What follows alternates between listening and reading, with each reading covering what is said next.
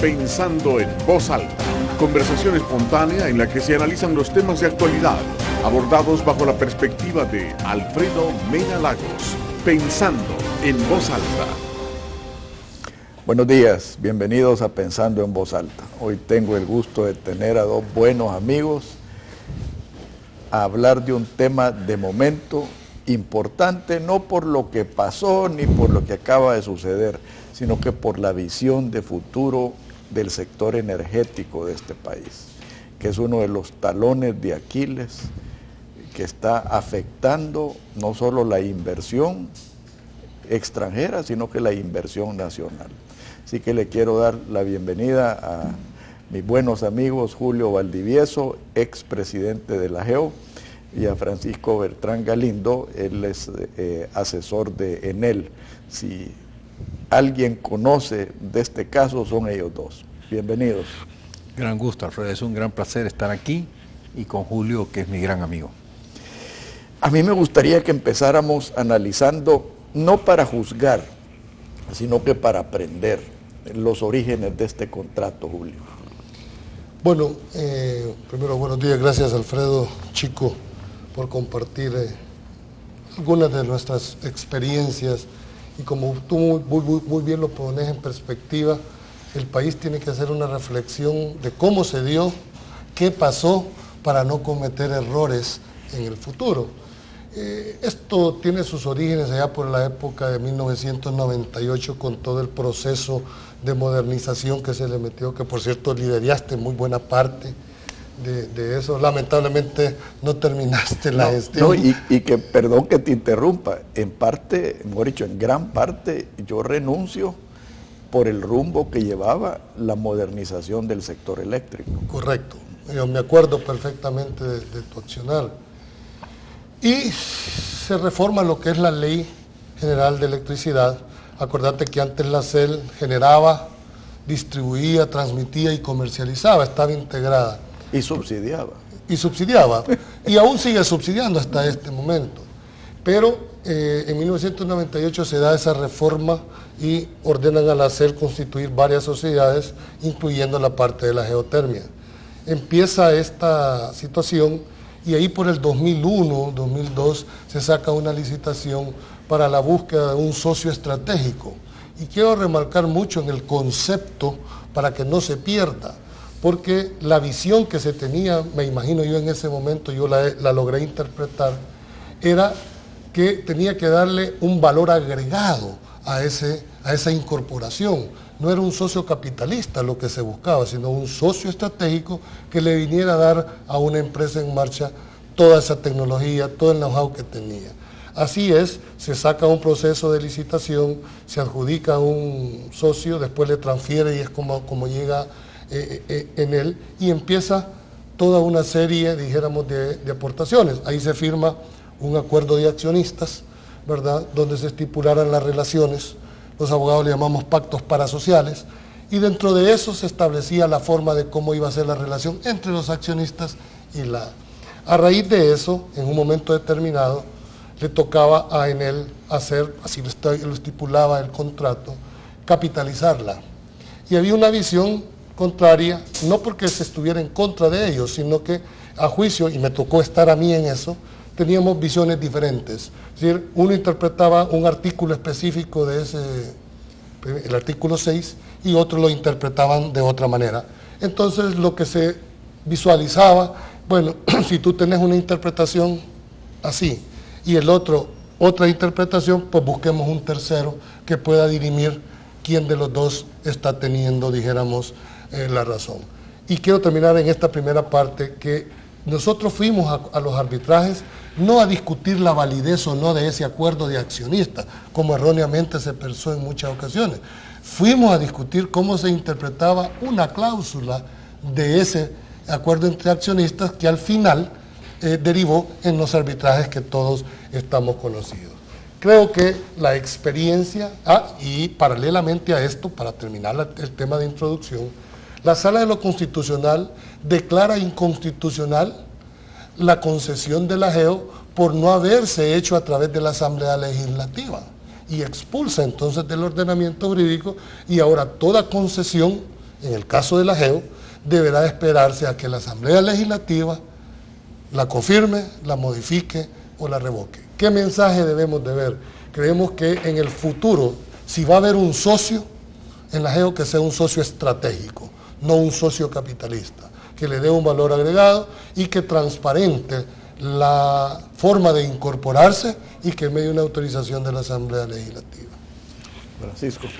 Bueno, yo creo que Julio ha resumido bastante bien y todo eso es exacto, es decir, se fue al arbitraje por una diferencia en la interpretación de una única cláusula. El tema acá es que una vez terminado el arbitraje, el problema se plantea y se volvió tan confuso todo porque entraron a dar opiniones un montón de personas que no estaban con el conocimiento o no querían conocer como debían conocer. Y entonces sucedieron cosas como la que menciona Julio, que se dijo que se fue al arbitraje para discutir la validez del pacto. Eso nunca fue así. De hecho, los socios siguieron funcionando dentro de la Junta Directiva, obviamente con el conflicto puesto porque no se había resuelto el cumplimiento del laudo. Ahora, la parte CEL-IME hizo uso de todas las instancias jurídicas que le tocaban en el arbitraje, lo cual es un derecho legítimo, ¿verdad? De que las partes vayan y pidan nulidad, pidan casación, que ganen o pierden, o sea, llega un punto en que se pierde. El problema de cuando los juicios se vuelven largos es que se paralizan los procesos de inversión en el caso de la GEO, y esta es una empresa que requiere de grandes cantidades, de ahí que Julio reitere el punto del socio estratégico, porque no solo es estratégico, pero además tiene que tener capacidad financiera, porque el Estado llega a un punto en que ya no puede ir en el par y paso financiero. El Estado tiene otras necesidades, Hacienda entra y le quita los dividendos, en fin, todas esas cosas pasan, ya las hemos vivido. Y entonces lo que se necesita es tener a alguien que conozca la tecnología, que pueda, pero además que pueda captar fondos y traer fondos nuevos. La geotermia es un área de alta tecnología, de costos de inversión a riesgo muy altos, es decir, ir a hacer una exploración en un pozo puede costar 4 o 5 millones y puede ser que no se haya nada, o que si hay un vapor demasiado pequeño y que entonces eso se tira ahí para ver si se recupera con el siguiente pozo. Entonces todas esas cosas pasan. Desafortunadamente se contaminó por todo un punto, creo yo. Aquí se mezclaron otras cosas, el tema del presidente Funes con su campaña anti Paco Flores y todo lo que significaba Paco Flores, se fue de pasadita esto en eso. Entonces hubo bastante contaminación dentro de la discusión y pues Julio, que lo vivió, que estaba, porque él era el presidente de la GEO y era, digamos, entre cierta forma decirlo, designado por los dos socios, porque él fue designado por los dos socios. Entonces respondían los dos socios y tenía que hacer lo que los socios decían. En fin, ese tipo de cosas pueden explicar bastante, pero yo creo que una vez hecho que eso pasa, yo creo que hay que comprender varias cuestiones. Uno, hay momentos cuando uno busca socio estratégico y uno es gobierno, tiene que comprender que para el socio estratégico, que va a hacer inversión de varias decenas de millones de dólares a muy largo plazo, es obvio que ese socio quiere un nivel de control que lo proteja de los cambios políticos en los funcionarios públicos. Porque tú puedes estar negociando con un gobierno muy limpio, con funcionarios muy limpios, tú te llevas bien, pero nada te garantiza que en 5 años hay un nuevo gobierno, te ponga gente que no sabe nada, que llega con otras intenciones, que lo que quiere es sacar jugo de las cajas chicas de las empresas, y eso... Como ha sucedido. Como suele suceder, es decir, es que en los procesos de largo plazo tú ves gobiernos de gran nivel, le sigue un gobierno de bajo nivel, otro más encantador de sacar cositas de las cajas, etc. Entonces, yo me pongo a pensar, si yo fuera millonario y me invitan de Haití a ser socio de la geotermia de Haití, asumamos que hay geotermia en Haití, o de la hidroeléctrica no sé cuál, y me dicen, mira Francisco, traete tus 100 millones que tenés y me los vas a dejar y vas a ser socio minoritario y no tenés derecho Gracias, evaluar pero no las gracias. decisiones de Haití. Pues les digo, no, gracias. Es decir, imagínate, voy a Haití y con aquellos relajos que tienen ellos, pues es obvio que eso va a ser difícil. Entonces hay que entender que cuando se busca un socio estratégico que va a invertir muchos millones y el know-how, es obvio que te va a plantear como condición natural el control. Entonces, lo que tú tienes que estar definido desde que haces eso, es decir, ¿le vas a dar el control o no? Porque entonces se lo pones claro y le dices, no te voy a dar el control. Bueno, entonces ya él decidirá si entra o si no entra. Entonces, pero lo que no puede pasar es lo que pasó. Es decir, haces un contrato, bien o mal, yo creo que todos podemos regresar y decir, yo lo hubiera hecho así, lo hubiera hecho así, perfecto. Pero el punto es que se firma un contrato, y una vez el mecanismo del contrato para resolver los conflictos se resuelve, la parte perdedora dice no lo cumplo. Eso tiene un problema porque cuando uno dice yo no cumplo un contrato, el mensaje que dice la ley entre las partes, a mí no me importa. Y claro, para todos los otros inversionistas que ven que esa es una posibilidad que les puede pasar, entonces se detienen las inversiones o empiezan a pedir condiciones excesivas o lo más grave, los inversionistas que van a entrar No vienen. no, y los que van a entrar son personas que vienen porque su interés está en otras formas más ocultas de negocio que andan buscando. Entonces yo creo que es un tema delicado que creo que hay que reflexionar para que no se repita en futuro y que lo hagamos mejor la próxima vez. Tal vez Fíjate, nada más, sí. sí, nada más aclararle a Chico ahí en su introducción, uno de los defectos, y yo comparto totalmente, que lo que le tenemos que ofrecer al inversionista son reglas del juego claras, ¿verdad? Este contrato, en mi criterio, tenía dos problemas, que ojalá no se vuelva a repetir. Uno es que no se reguló hasta qué porcentaje del socio estratégico debería de darse. En teoría la participación pudo haberse diluido del Estado porque no tenía límite, ¿verdad? Así lo plasmaron. Creo que fue uno de los errores que debió haberse planteado para decirle al socio estratégico, hombre, hasta aquí llegamos. La segunda, que siempre se malinterpretó, si es que no se firmó con Guillermo Solván, con el ingeniero, se firmó con el Estado de El Salvador. Entonces la visión que debería de tenerse es, bueno, el Estado de El Salvador tiene que honrar. Cuando aquí dijeron, miren, hay que cumplirlo. Chico y yo somos abogados y sabemos que es obligación de los abogados agotar los recursos hasta donde sea posible. Una vez los recursos se agoten, pues ni modo, vienen los cumplimientos, que yo creo que era la etapa, y quizás fue hábil, y hay de reconocerlo, Alfredo, creo que el momento se dio, ambos tenían recursos planteados, ¿verdad? Un CIADI por un lado, un laudo que no se cumplía, creo que el momento era, y hay que felicitarlo, honestamente, decir, fue el único, porque pasaron 2 gobiernos en que no se resolvía el problema, este gobierno, y particularmente el presidente de la CEL, que es el que ha liderado esto, ¿verdad?, llegó a feliz término, y eso es de reconocerlo. Fíjate que mi posición personal, yo ni quiero acusar a nadie, ni quiero defender a nadie. Lo que a mí me gustaría analizar es el concepto de la negociación. Y para mí hubieron varios errores crasos en esto. Pero vamos a ver, es que aquí es un tema, como decía uno de mis maestros en el manejo de la cosa pública, Luis Andreu, decía, es que cuando uno voltea a ver atrás, uno tiene visión 30-30. Claro. Y claro. tú y yo y con Julio nos podemos discutir y decir esta cláusula debió ser así. Es correcto. Sí, pero espérame, yo creo que se pueden sacar grandes enseñanzas de qué no hacer cuando se negocia un contrato de esto. ¿Estamos de acuerdo? Okay. Mi punto va más allá. Es que una vez lo ha firmado. no, correcto. Una vez lo ha Así firmado. es. Ese es tu contrato, Así esa es. es tu ley. Vale. Entonces, veamos las partes que yo coincido con Julio. Una de las cosas que se debió arreglar, por ejemplo, si va a haber un límite, a partir de qué momento entraban las inversiones de par y paso, qué quería decir eso de inversiones de fondos propios, eran fondos de las reservas de depreciación, tenían que ver con utilidades futuras de los socios. Hubieron que aclarar varias cosas que se pudo haber hecho.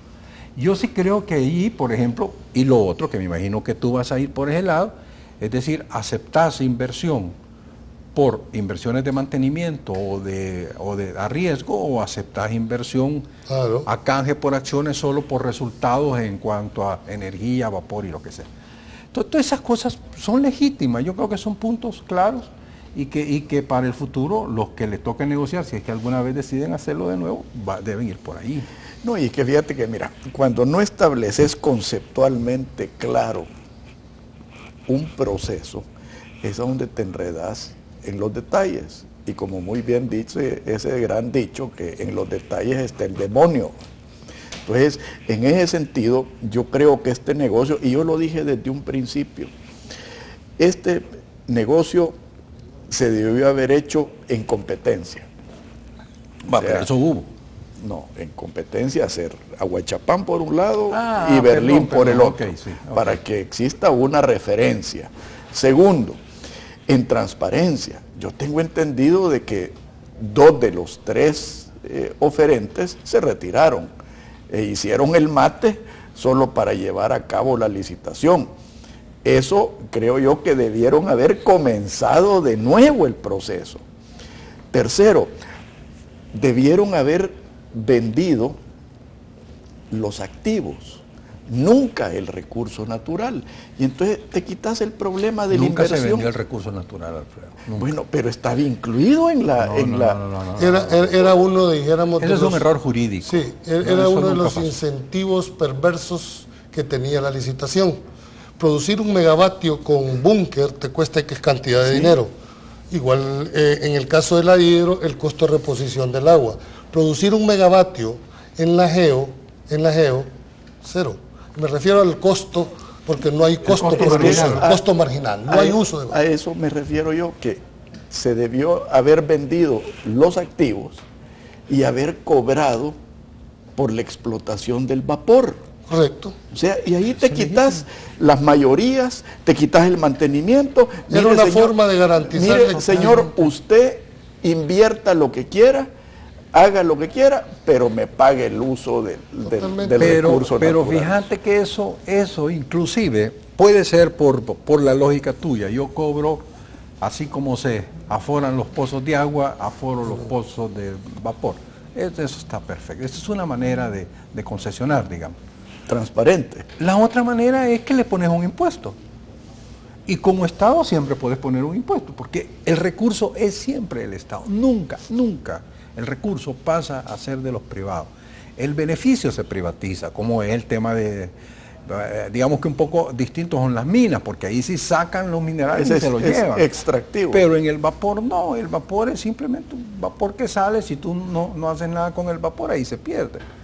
Entonces, pero eso no quiere decir que el Estado no pueda tener ventaja económica de un recurso que se convierte en un transable. Entonces, pero esa es una decisión de política del Estado, que eso lo tiene con la GEO, con los italianos, sin los italianos, solo. Siempre el Estado le puede pedir que pague impuestos. Es más, la CEL debe pagar impuestos. No, paga impuestos, no, paga doble. Pero no por el uso del agua. ¿Sabes el problema que yo veo con los impuestos? Que es un desincentivo para la inversión.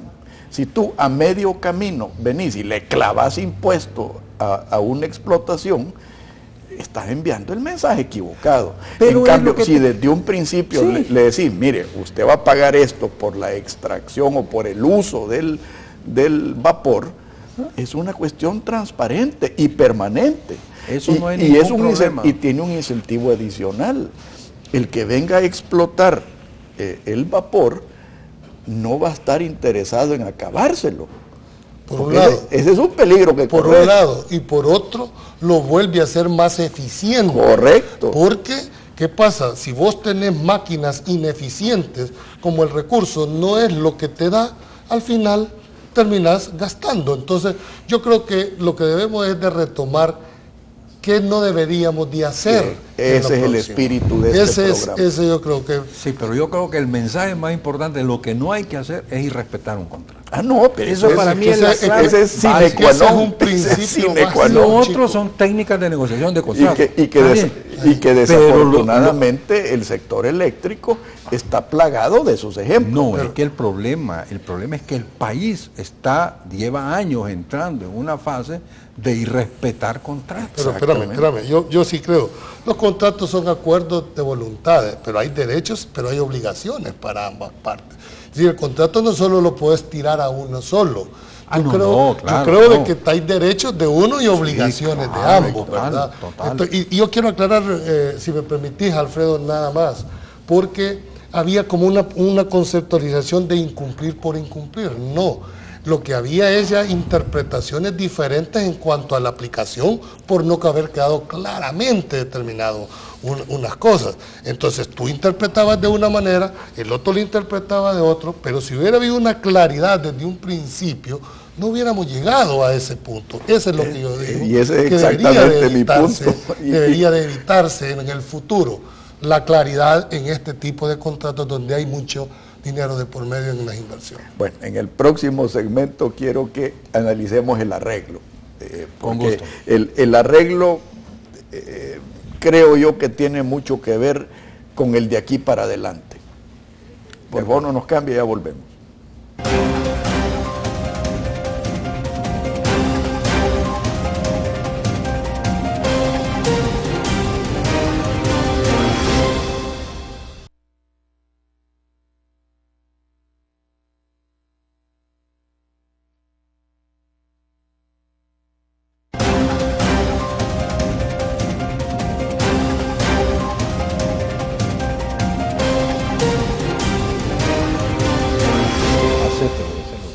A ver, veamos ese arreglo, y ahora voy a comenzar contigo, Francisco, porque tú sí fuiste parte directa de ese arreglo.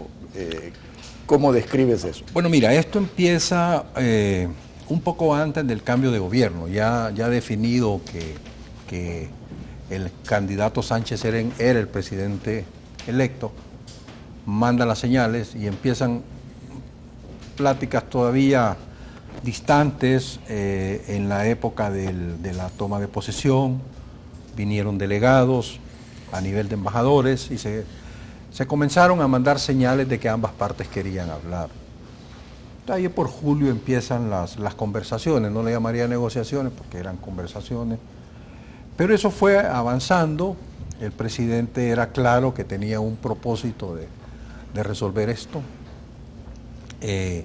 Se conversaron todas las opciones posibles, ahí las partes fueron lo suficientemente abiertas, por lo menos para conversar todas las opciones. Estamos hablando que iban desde cumplir el laudo tal cual, pasando por un cambio en las mayorías, definir los controles A, B, C, y luego pasando por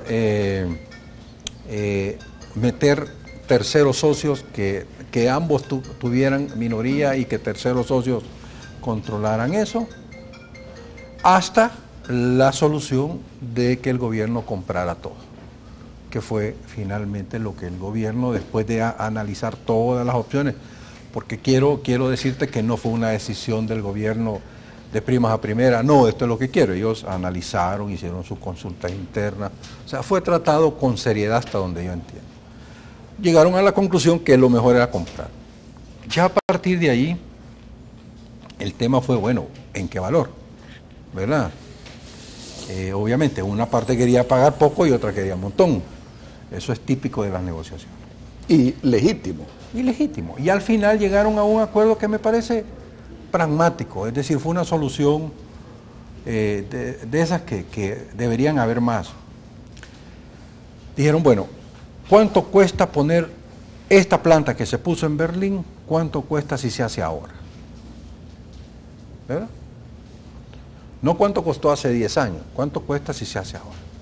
Para decir cuál es el valor de reposición de la inversión que nosotros hicimos. Valor presente. Entonces dijeron que era más o menos eso, 280, alrededor de los 280, porque coincidió que en él está poniendo una planta de 44 megawatts en Chile con unas características muy similares a esta. Entonces dijeron, bueno, esto ahora cuesta 280, entonces déme los 280 porque en él en eso sí dijo, mire, yo no quiero irme por la vía especulativa, porque tenían toda la lógica de que el mismo gobierno, es decir, con el presidente Funes, se había venido intentando hacer un harakiri financiero. Había empezado a subir el valor de las acciones y entonces bastaba que en él dijera, págueme el valor que dijo el presidente Flores y ya Funes, y ya estaban en 450 millones. O págame lo que dice el fiscal con el valúo de la CEL y estaban ahí en 1000 y pico de millones. Pero en él dijo que esa no era una actitud seria, dada la seriedad del gobierno, ellos tampoco iban a ponerse a estar jugando. Entonces al final transaron en eso, ¿verdad?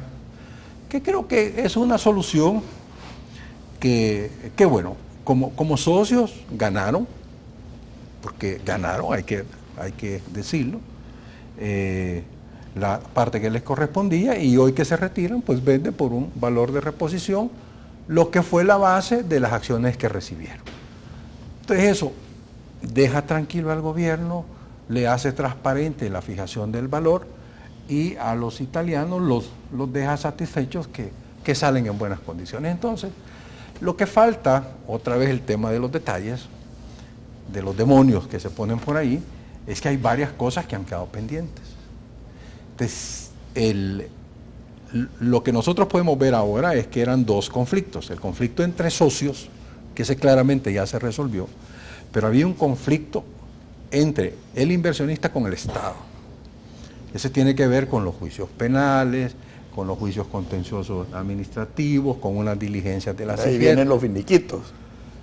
Entonces es donde se ha quedado que el CIADI quede en suspenso para dar el espacio para que la institucionalidad del país resuelva todos esos casos. Si se resuelve a satisfacción de las partes, entonces en cuestión de 6 meses máximo se declarará terminado el CIADI.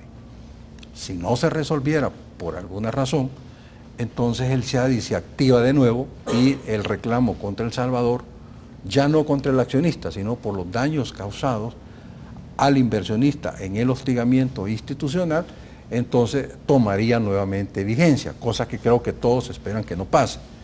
Están fechas que tienen que suceder hoy en enero. El fiscal tiene que presentar la ratificación de su demanda en el caso de los implicados, de los exfuncionarios, en el caso Selenel, como se le ha llamado. Está la parte de la sala de lo contencioso, que ahora tendrá que valorar si el recurso que puso el doctor Fermán y otro abogado van a continuar, hoy que ya se deshizo el contrato, que era la base del recurso. Tendrán que ver eso, y pues la CIGET tendrá que decidir si continúa con el análisis de la cancelación de la concesión a la GEO. Yo esperaría que transcurridos los meses necesarios, yo no daría más de 3 meses, tengamos eso resuelto y ya finiquitado CIADI. Entonces sí, ahí sí ya podemos hablar que el caso se termine, ¿verdad? Julio, tú muy bien lo describió Francisco, fuiste nombrado por ambos lados. O sea, y viendo hacia adelante, ¿cómo ves tú el esquema corporativo y el esquema administrativo de aquí adelante? Esperaría yo de que primero, antes de contestarte la pregunta, sí me deja un poco inquieto la última parte que habló Chico. Como abogado. Como abogado, porque no sé, entiendo perfectamente el arreglo comercial entre socios, ese está clarísimo, porque ahí no fue arreglo, ahí es una venta básicamente de acción de su participación social. Eso no es un arreglo. Fijaron el precio de una acción, ¿verdad? X cantidad y se compra. Ahí se acabó. Es decir, salen de la participación social. El problema es que hay un laudo y un proceso. El del laudo de la ICC que está pendiente, no sé si se van a... No, ahí se termina. Si se comprometieron, porque es que una venta no estaba sujeto, dijéramos, la venta es pura y simple de acciones, ¿verdad? ¿Cómo se va a terminar? Pero bueno, ese es producto, dijéramos, de una acción eminentemente comercial, pero está el otro que es el CIADI, que es el Estado contra el inversionista, ¿verdad? Sujeto a la decisión de terceros, como son, en este caso ya está judicializado el caso, Que es Estado, ¿verdad? Que es Estado, sí, pero es decir, con un Otra órgano instancia con una instancia totalmente independiente. Claro, es decir, por supuesto. no sé cómo va a resolverse esa parte, ¿verdad? Quizás la garantía que me da a mí particularmente es que en todo esto ha estado el fiscal general de la República como garante de, dijéramos, de todo el proceso de legalidad en esta situación. Esperemos dentro de estos 3 meses a ver qué efectos va a plantear. Yo creo que, y contestando específicamente tu pregunta, por lo que yo intuí de las declaraciones del presidente de la CEL es que el Estado no va o asume la responsabilidad total del manejo de la GEO como tal, corporativo. Por lo menos yo no lo veo en las declaraciones de que pretendan incluirse un socio, por lo menos no lo vi en eso. El Estado va a explotar, dijéramos, directamente el recurso, ¿verdad? Sin desmerecer, la GEO tiene excelentes profesionales, o por lo menos tenía, no sé si todavía continuarán, ¿verdad? Y ojalá de que se mantenga como un esquema corporativo, porque al final si tú sumas la parte térmica que tiene inversiones energéticas, la parte geotérmica que tiene ahora el Estado y la CEL, constituyen básicamente, en mi criterio, más del 53% de la matriz energética del país. Entonces eso implica que en realidad si se maneja como un grupo corporativo, pueden en realidad tener, dijéramos, un control para que el impacto en los precios, que es al final donde debe de redundar todo esto, se lleve a cabo y se traduzca en beneficios a la población. Pero ahí ya estás hablando de reestructuración del sistema eléctrico. Yo y la quisiera hacer asignación de precios algunas acotaciones al tema de Julio. Ya se volvió programa de abogados. Yo sí le oí al presidente, de CEL hablar de que lo que no quieren es repetir la experiencia del socio estratégico, pero que sí están anuentes a un socio financiero, capitalista. Y en la emisión de títulos que se hizo, que fueron comprados en 7 una minutos. tercera parte por cada uno de los fondos de pensiones, el resto fue comprado parte por INE, una reserva que tenía, parte por los bancos y las aseguradoras, en 7 minutos, fue una cuestión récord. Pero hay una cláusula de que en 6 meses el gobierno tiene capacidad de recomprar los bonos. ¿Cuál es la percepción que queda cuando uno lee, ya configura las cosas? La declaración del socio capitalista y la cláusula de 6 meses me lleva a que en 6 meses algo va a suceder y alguien va a venir a comprar acciones, va a canjear los bonos por acciones. Ojalá que no sean albas.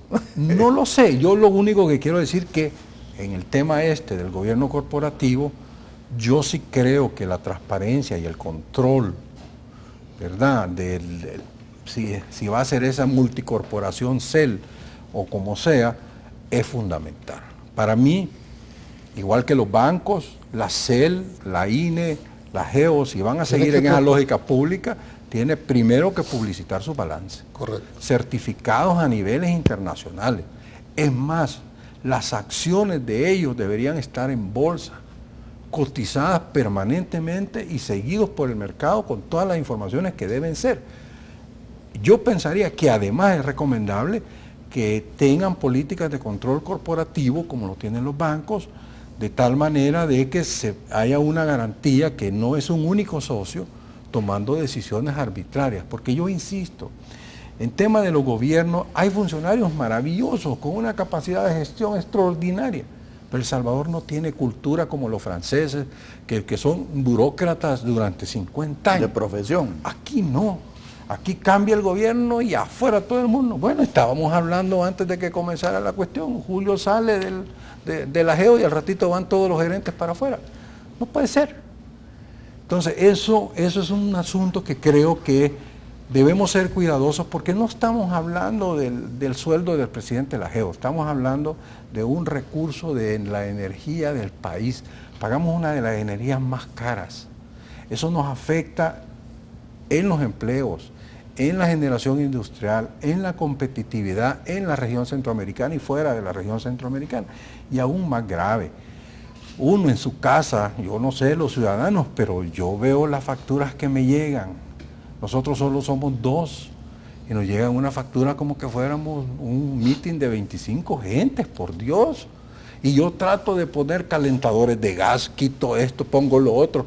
Y igual me sigue saliendo. Poner techo solar. Sí, voy a tener techo solar, pero es decir, el punto es que el ciudadano está pagando mucho más de lo que debe pagar por la energía. Pero te me estás adelantando al otro segmento, Francisco. Es el problema de tener gente inteligente en el programa. Mira, yo creo que, Alfredo, sí hay que decirlo muy claro.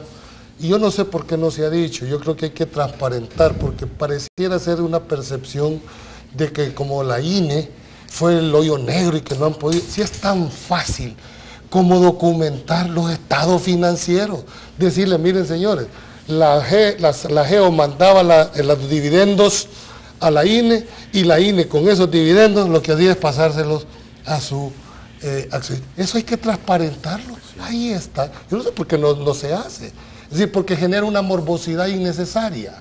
¿Me explico? O sea, yo creo que la transparencia... Pero morbosidad hasta cierto punto justificada. Pues sí, pero porque no se dice. Exacto. No, si es que yo comprendo y comparto lo que tú estás diciendo. Ya es hora de transparentar el sector eléctrico. Sí, porque toda la gente cree que ahí se fueron 108 millones, se robaron y se aparecieron. Sí es tan fácil cruzar. ¿Cuánto vino de la GEO en utilidad? ¿A dónde los ingresó, señor? Aquí. ¿Y de aquí a dónde los mandó usted? Fácil.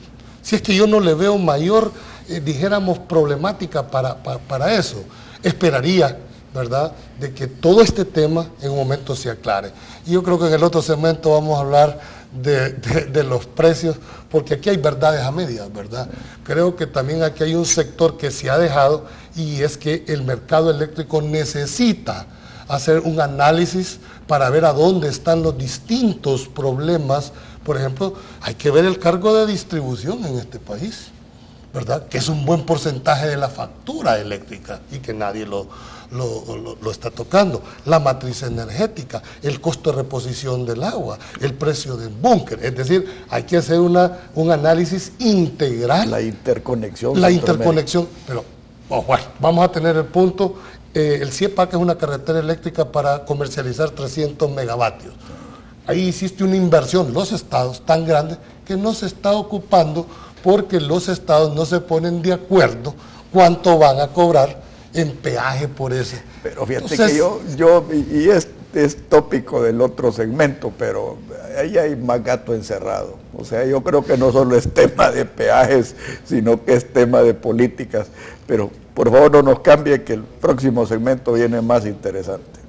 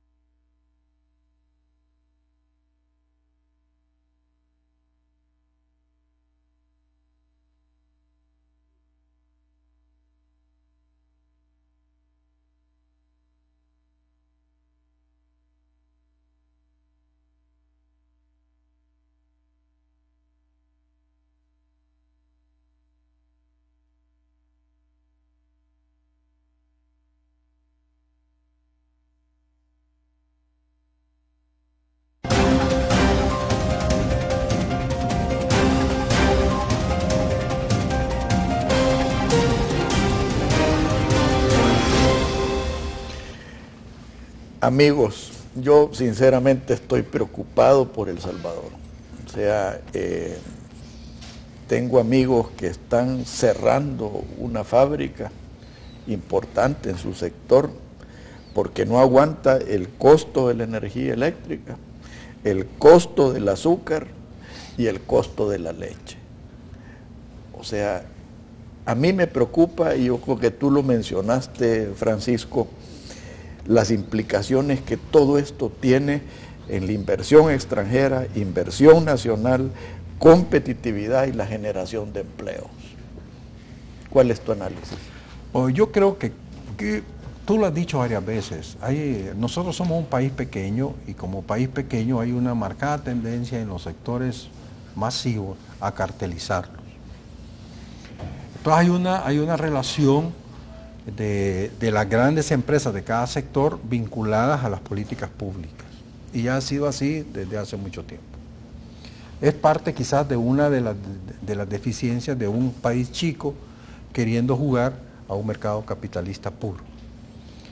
Pero el grave problema es que la única manera de corregir eso, porque eso es una realidad, es tener entes reguladores de muy alto nivel, de muy alta pureza y capaz de ir poniendo reglas y vigilando que las reglas se vayan cumpliendo. Esa ha sido una debilidad nuestra. Generalmente las entidades supervisoras han sido débiles. De hecho, en el mundo lo son. Hay todas unas teorías económicas débiles ahora. Y viciadas. Bueno, eso es más grave todavía. Pero digamos que en general en el mundo se está discutiendo la capacidad de los entes supervisores para ir adelante de las disposiciones de las grandes empresas mundiales. En la versión chiquita nos pasa aquí, es decir, cómo la superintendencia de bancos tiene capacidad para ir adelante de las decisiones financieras corporativas de los entes financieros. Pero lo mismo nos pasa con la cuestión energética, lo mismo nos pasa con el tema de competencia, es decir, las entidades reguladoras deben revisarse, deben dotarse de un mayor profesionalismo, de una alta capacidad y quitar cualquier posibilidad de vicio, es decir, tienen que ser entes no sesgados ideológica ni partidariamente. Esto es delicado, yo sé que esto es un tema, porque lo hemos visto frecuentemente en algunas manifestaciones, el tema del Canal 7, por ejemplo, nos ha dado señales de que la CIGET no anda bien, ¿verdad? Ha pasado en el pasado también, yo no estoy diciendo que esta CIGET sea, sino es un tema que yo creo que deberíamos... Bueno, tuvimos a un abogado de CEL como superintendente general de electricidad, ¿verdad? Pues sí, entonces fíjate que yo fui superintendente de bancos y sé que esa es una tarea delicada. Correcto. ¿Verdad? Y sé que en esa tarea, por ejemplo, yo lo mencionaba, cuando la superintendente de CIGET dijo que iba a tener una reunión para conciliar los intereses de la gente del Canal 7 y los que estaban en contra, públicamente Canal 11, dije, perdón. ¿Ah? Canal 11 de esta red. Canal 11, perdón, Omar, Canal 11. 7 sí. Ese es ya la edad. El asunto es que cuando dijo eso yo me preocupé y lo dije públicamente. Un superintendente no está para conciliar. Correcto. Eso que le haga el ministro. El superintendente está para hacer cumplir la ley y no para otra cosa. Eso le puede gustar a alguien y disgustar a otro, pero para eso está. El ente regulador. Entonces, para mí es un tema que debemos trabajar, se ha quedado tirado ahí, para poder exactamente ir corrigiendo los defectos de un mercado chico con sectores que obviamente generan empresas cartelizadas. Yo creo que es algo que hay que ponerlo sobre la mesa con franqueza, no con odio ni con nada, sino simplemente que es una realidad. Y por el bien del país. Y por el bien del país. Entonces, pero vaya, volviendo al tema eléctrico, yo sí creo y comparto con Julio que debería hacerse una revisión profunda de la estructura, de los distintos cargos que se hacen en la energía, la matriz, porque ahí hay que tomar una decisión estratégica en relación con la matriz, es decir, no es posible que nuestra energía renovable, sea agua, sea vapor, esté totalmente parada y lo que estamos es apostándole a las térmicas. Ahora hay la posibilidad del gas natural que está haciendo el proyecto y del solar de y nuestro la buen amigo, eólica. hay la eólica, el solar, lo que sea. Eso hay que hacerlo, pero además la lógica de fijación de precios requiere revisión, porque se presta a muchos trucos. Tú hablabas de uno en el pasado, yo he oído otros del presente, Es decir, es un mercado de poca transparencia.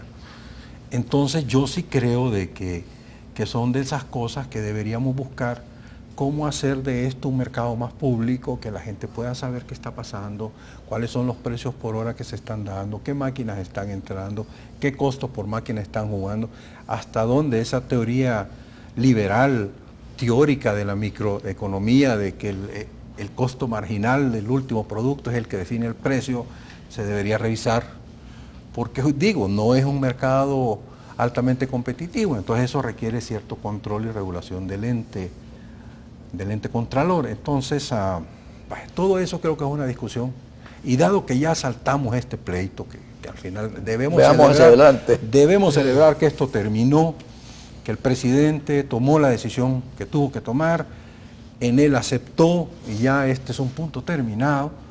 Entonces, yo desempleado y usted recientemente desempleado también, podemos empezar a hablar del país.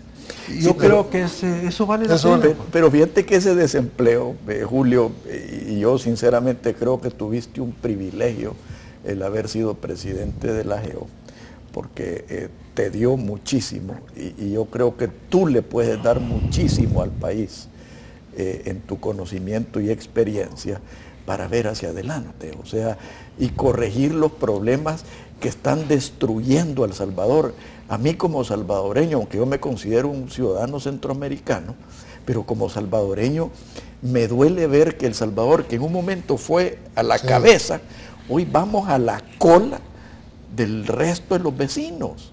Totalmente de acuerdo. Mira, el sistema eléctrico, o mejor dicho, el mercado eléctrico en El Salvador ha venido, dijéramos, evolucionando desde el 99. En agosto del 2011 entra el sistema de costos, ¿verdad? Y yo particularmente tenía una visión que mientras el 100% de la demanda no esté contratada, el sistema iba a tener un poco de variabilidad. ¿Por qué razón? Porque hay un mercado spot en El Salvador todavía donde el sistema marginal que está planteando, chico, distorsiona. Por ejemplo, te voy a hablar en el caso de la AGEO. Cómo la AGEO tenía una política comercial.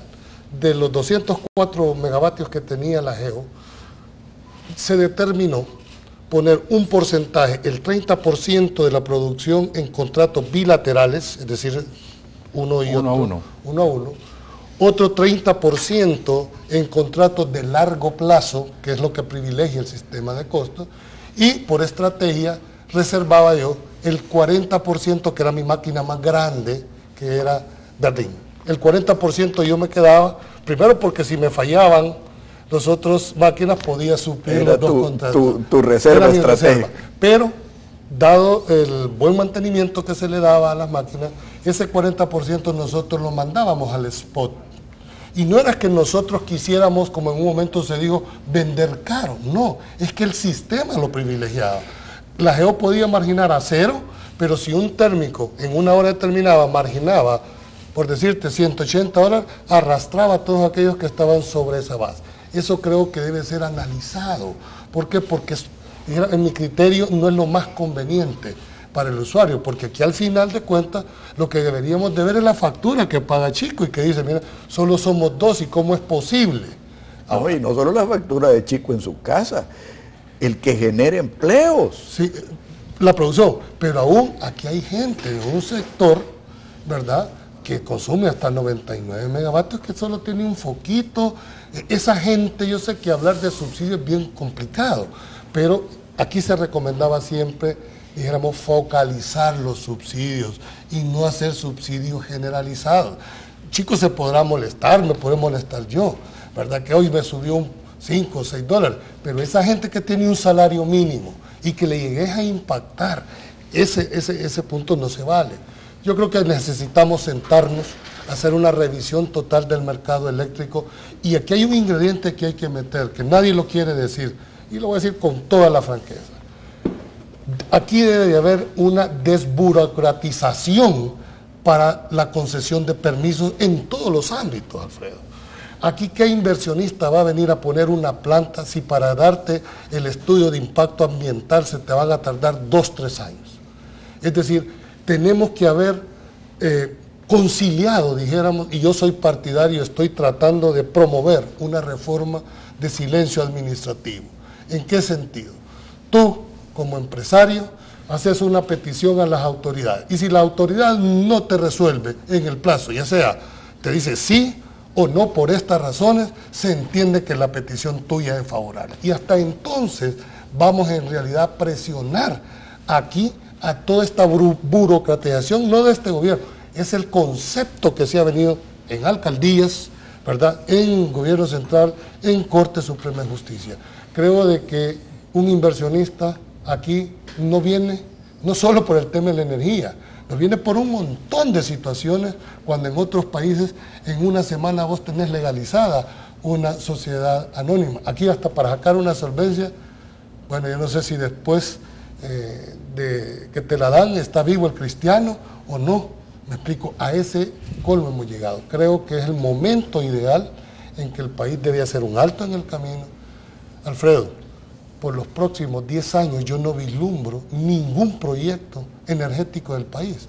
No porque no haya, sino el plazo para hacerlo es tan grande que nos estamos quedando hacia la resaca. Y si no, te invito a que me digas, fuera de San Vicente y Chinameca, que son los dos proyectos pilotos de la GEO, no hay nada. No hay nada, hidro no hay nada. Honduras, que era, dijéramos, la Cenicienta, hoy pasó. Nosotros teníamos 204 megavatios, Costa Rica nos está igualando en matriz energética en cuanto a geotermia, está igual, entonces yo creo que es preocupante. Este tema no es de gobierno, este tema es de país y debemos de entenderlo con esa visión. Yo espero, es decir, que este arreglo, que yo celebro, se acabó. El mensaje que se le manda al inversionista es correcto, que los mecanismos alternativos de solución funcionan. Felicito a este gobierno porque pudo hacer una decisión difícil de tomar y lo concretizaron. Aunque es una decisión que se debe haber tomado hace mucho. Ahora, y no se tomó. Yo quisiera ampliar un poco el tema de Julio, y es que, dado que ya terminó este proceso, ya es terminado, hay que corregir uno de los grandes errores en la batalla que el señor Funes lanzó contra este socio, y es la sentencia de la Sala de lo Constitucional sobre las concesiones. Esa sentencia, que era para matar un pájaro, lo hicieron con un cañón y mataron toda una zona del bosque. No hemos visto las repercusiones todavía, pero la guillotina está puesta allí.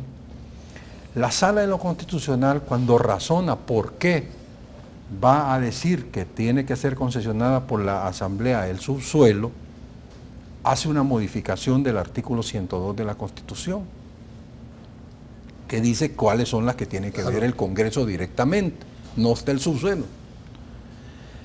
Pero el tema es que en la valoración conceptual que hace, que son líneas jurisprudenciales y que sirven después para otras cosas, la Sala dice que todos los bienes de dominio del Estado son sujetos a concesión de la Asamblea Legislativa uno a uno. Te voy a decir cuáles son bienes de dominio del Estado, para que estemos claros. Las frecuencias de radio, las de televisión, todo el espectro radioeléctrico, el agua usada para fines industriales, es producto del subsuelo. Las canteras de donde sacan la piedra caliza para el cemento, es producto del subsuelo. Inclusive pudiéramos hablar que hasta la pesca industrial es producto del subsuelo. Entonces nos llevaríamos a una lógica donde cada una, fíjate bien, cada una de esas concesiones que han sido otorgadas por economía una, por agricultura otra, por ándala otra, tiene que pasar por los santos tendríamos de la Asamblea. Que ir a la Asamblea Legislativa. Y para mí, te voy a ser sincero, eso es peligrosísimo. Para mí, inclusive he conversado con algunos de los magistrados, hay que buscar una manera de acotar lo que ya se dijo sobre el subsuelo, pues hay que quede, pero quitamos la tentación a cierta estructura de políticos de empezar a decir, no, si como ya van a vencer todas las concesiones de televisión en el 18, en el 17, entonces aquí vengan a mí a pedirme que yo les dé las concesiones. a que le dé la concesión. Yo creo que este tema que menciona Julio, que es importante, el tema de la tramitología, pero también esos cambios de regla tan extraños, ¿verdad? Y todo por una batalla política contra una única entidad. Entonces, pero esa fue una decisión del órgano jurisdiccional, chico. Bueno, pero vos sabés cómo pasó, Julio. Vos sabés los detalles, vea. Yo sé dónde se hizo el escrito, sé quién lo presentó, bajo qué condiciones. Pero al final, bueno, pero si no hubiera tenido razón, no lo hubieran dado. Yo lo que estoy y que quiero recalcar es que esa sentencia, acordate que se declaró inconstitucional, ¿verdad? Te dice que aquellas empresas que al momento en que se declaren estuvieran explotando tendrán, que eso es lo que no ha dimensionado la GEO. La GEO hoy por hoy no tiene concesión. ¿Me explico? ¿Cómo no? Pero la tiene sujeta a la ratificación. Sí, pero no la puedes transferir, que era una de las cosas. ¿Por qué? Porque te dijo que mientras la Asamblea no le ratifique, la modifique o se la cambie, no hay concesión. Entonces, eso sí me preocupa, ese limbo en el que está, se hace una ley de concesiones donde se ponen las reglas del juego claras. Que en teoría existe. Eso debería de ser. No, y que en teoría existe. La ley de concesiones. Pero no para concesiones y contrataciones. No, pero es que la sala fue, es que, vamos, hay que separar las concesiones que se pueden dar por permiso legislativo general. Para eso necesitas una ley de concesiones, lo que dice Julio, y las concesiones que se tienen que dar una a una por el Congreso. El problema de esto es que la sala dijo que este tipo de concesiones serán una a una. Una a una. Y que solo la Asamblea podía la GEO tiene que ir a pedirle a la Asamblea Legislativa que le ratifique, le modifique o le diga la concesión. Y que se va a volver negocio de los fieles de la balanza. Es que pero vaya, ojalá démosle el beneficio de la duda. Ojalá. Pero te puedes imaginar que para esto vas a tener que tener gente experta en geología en la Asamblea, tenés que tener experta en hidrotecnia, tenés que decir, yo creo que fácilmente puede diferenciarse quién es el ente regulador normativo y fiscal, la CIGET. La CIFE es el que debe de facultar, de dar la concesión y ratificarla a la Asamblea. ¿Por qué? Porque ¿quién es el técnico? Es la CIGET, y la Asamblea es la que debe decir si ratifico o no ratifico esa concesión. Pues yo les agradezco a ustedes. Para mí ha sido una educación este programa y los invito a que sigan aportándole al país. Yo creo que en estos momentos se necesitan mentes claras y con experiencia para evitar cometer errores del pasado y generar políticas de futuro. Así que muchas gracias a ambos. Gracias, Julio. Que Dios los bendiga a todos. Muy buenos días. Esto fue Pensando en Voz Alta, conversación espontánea en la que se analizan los temas de actualidad, abordados bajo la perspectiva de Alfredo Mena Lagos. Pensando en Voz Alta.